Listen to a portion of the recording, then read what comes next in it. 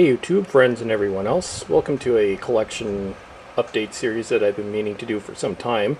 It's a complete overview of my entire collection, which I really haven't done in about 2 years, maybe a little over 2 years. Today I'm going to start with my science fiction fantasy section, and the organization of these could be a little bit better than the way I have it, but well, the organization system still makes some sense. I've been doing some purging and rearranging and everything else, but everything is generally where it's supposed to be. So I guess we'll start down here at the bottom. In case you notice, yeah, my Blu-rays and DVDs are mixed together. I used to keep them separate once upon a time, but I actually kind of prefer it this way so I can keep everything in the same genre, because there are a lot of movies that I don't really intend on purchasing again on Blu-ray. Mainly cost factors in that, and I just don't watch them enough to justify buying them twice. We'll start right here at the end. So we have Fantastic Four. Now I've watched the first one. Other than that, I haven't watched any of the other Fantastic Four movies. They've just been hanging out here for a while. Next we have X-Men. Great movie from 2000, and X-Men 2 is on this shelf somewhere. We'll take a look at that later. It's actually supposed to be right here where I Am Legend is. X-Men The Last Stand. A lot of people complained about that movie. I'm not really going to go into it myself. If you want to see someone rip it a new one, just check out Zaran Isaac's review on it. It's actually pretty amusing because, yeah, the movie, that particular film does have a lot of problems. I Am Legend, great movie, but being a dog lover, I don't like watching it because I hate the puppy dying scene. As you can tell, I got a puppy of my own, so there we go. Lexi! She co-starred in many a video.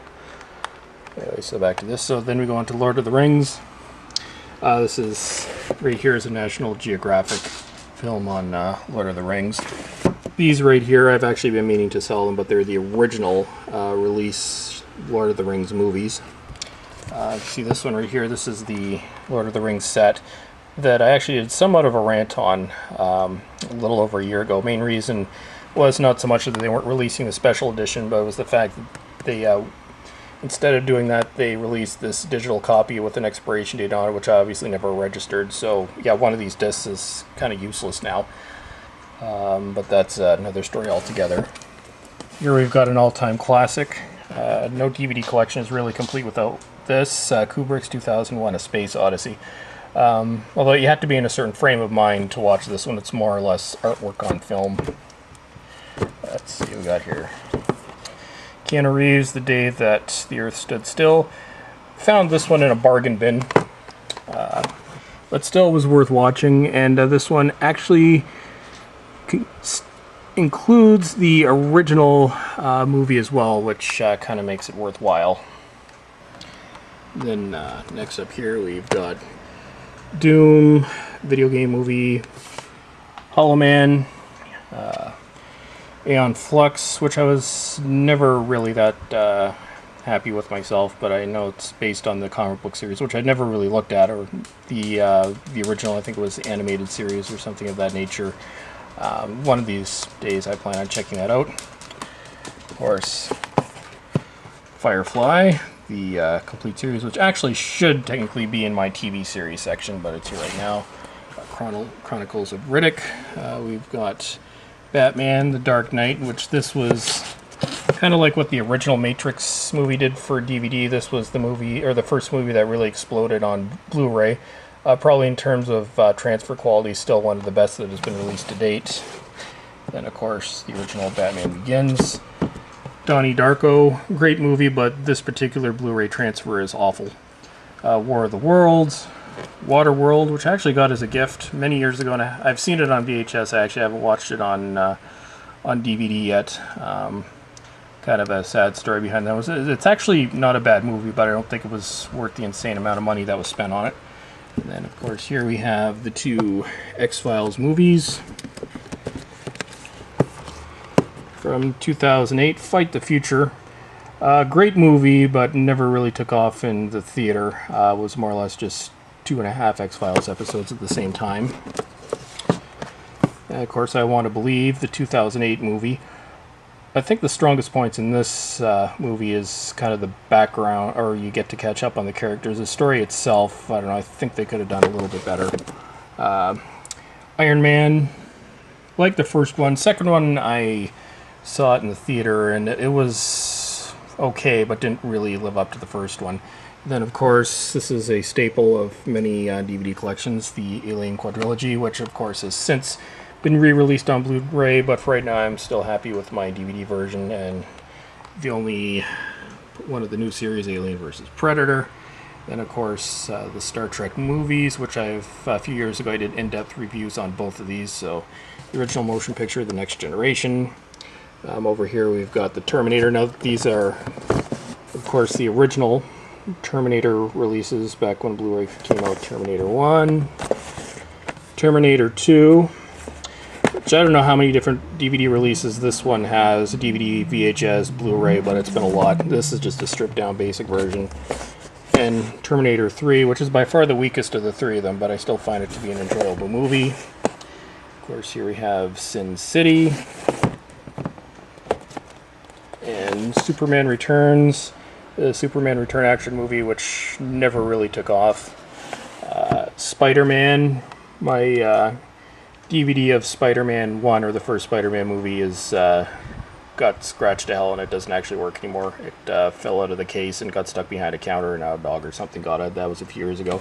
Spider-Man 2 and Spider-Man 3, which in my last Blu-ray review a few years ago, I complained that the Spider-Man series, near the end when I look at it now, it was just a little too commercialized for me, but it's, like I could say, that's something that could be said with a lot of these movies, so you really just have to look at them as entertainment or something like that. I think the big problem right now is we're not really seeing anything new, because a lot of what comes out seems to be a remake, which, yeah, I do have a few remakes here, and there is the occasional good remake, but a lot of them, pretty much those that I don't have in my collection, are just crap. Stargate, 10,000 BC, Lost in Space, one early movie in the days of remaking TV series for a movie. In fact, I doubt anyone even remembers that. That's from, must be about 12 years ago now. It's obviously, you can tell it's got the old Warner Brothers case, which they haven't had in years. Alright, I'm going to go over here. This is the Matrix DVD series, with with the three Matrix movies, the Matrix Experience, and the Animatrix. So that was one of the first DVD set or Blu-ray sets that I got. I usually tend to watch the Matrix movies about once a year, and this is the DVD set of Star Wars. Now, I prefer not to give George Lucas money more than once a decade. I've lost track of how many different times I've bought these on VHS. It must have been about 4 or 5 by the end.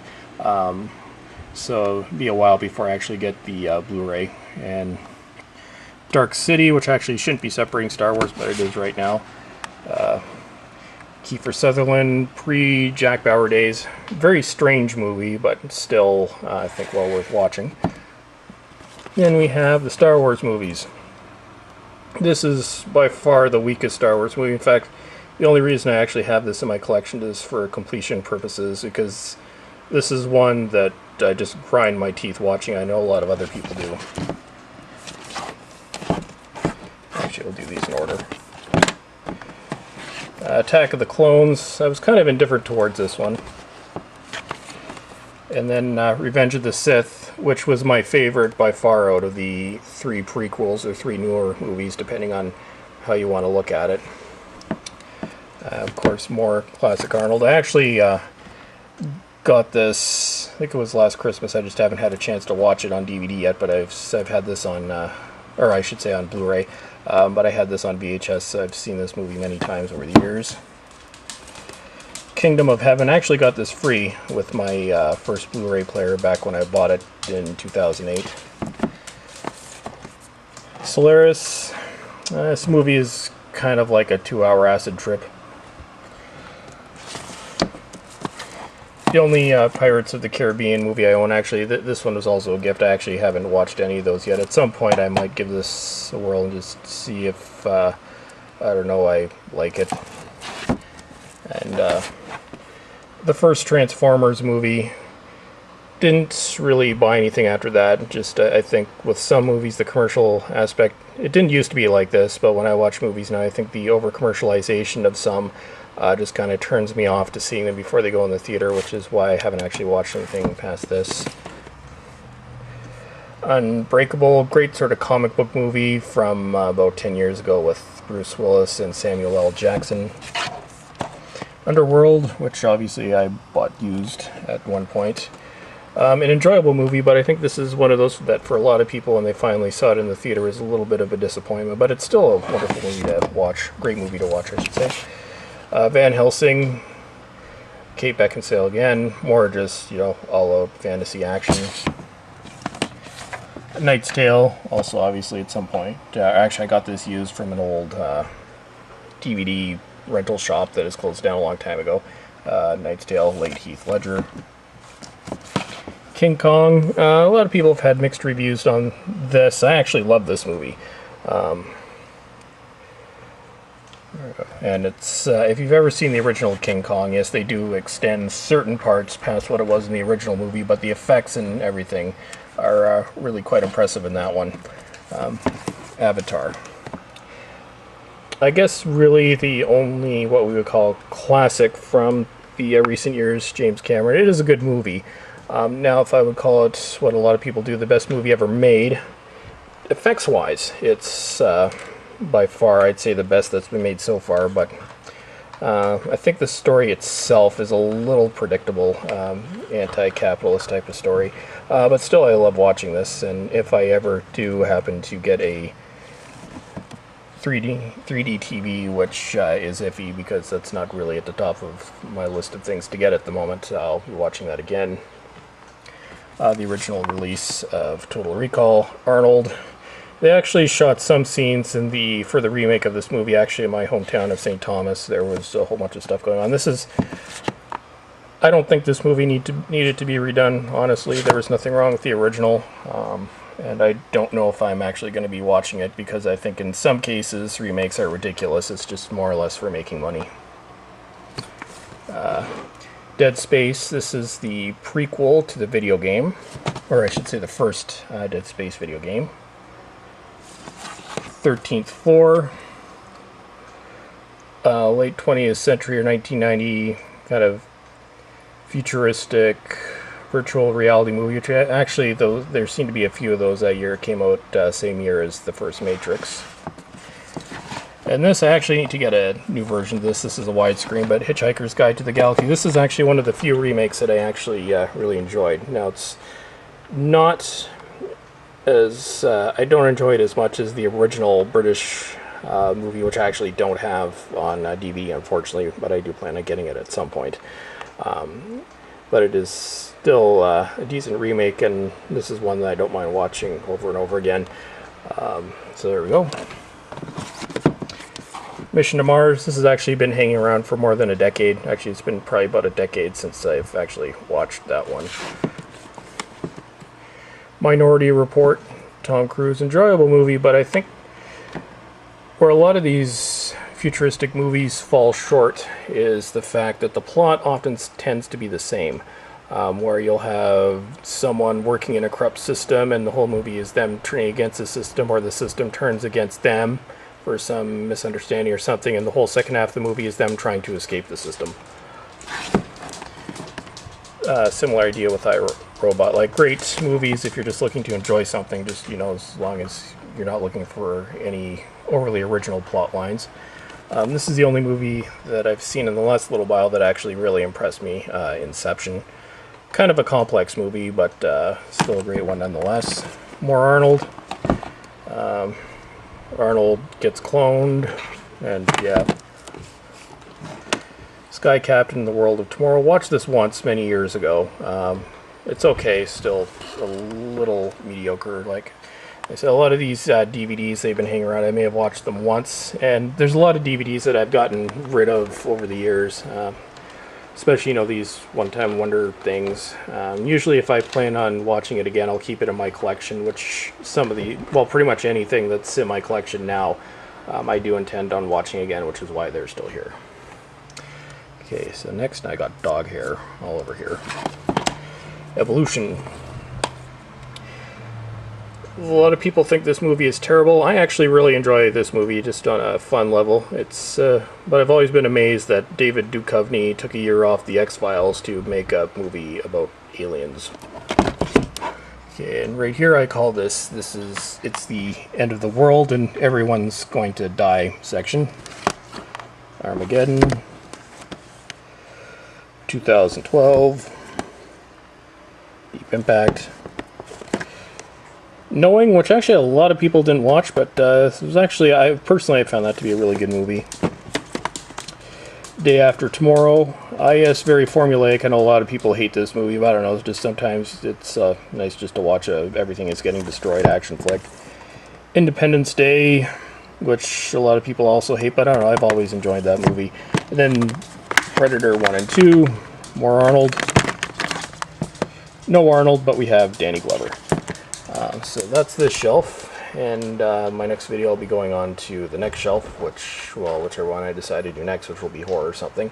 Like I said, this DVD series is going to be going on for a while, so I hope you tune in.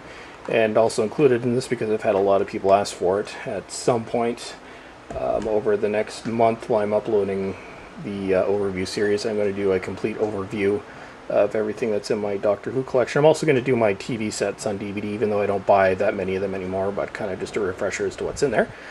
So as usual, thank you everyone for watching, and have yourselves a great day.